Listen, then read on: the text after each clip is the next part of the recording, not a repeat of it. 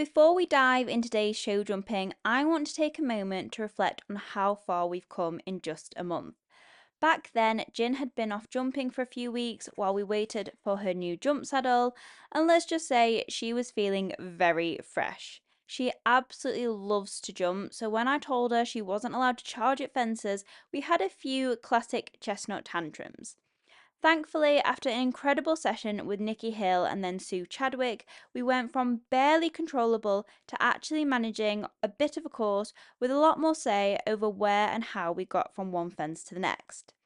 Now, we hadn't quite nailed a consistent rhythm yet, but the improvement was huge.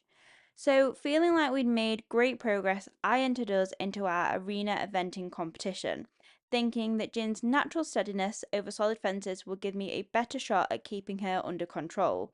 Well, I was very wrong. The competition atmosphere completely blew her brain, and between my riding and a simple snaffle, I just wasn't equipped to channel all that enthusiasm. So, for the past couple of weeks, we've gone back to the drawing board. After chatting with Lisa at Expert Bits, I introduced Jin to the Comfy Barrel Universal, which has made a huge difference. But more importantly, I've been focusing on my riding, being quicker, sharper, and remembering that we're still a new partnership and need time to really understand each other.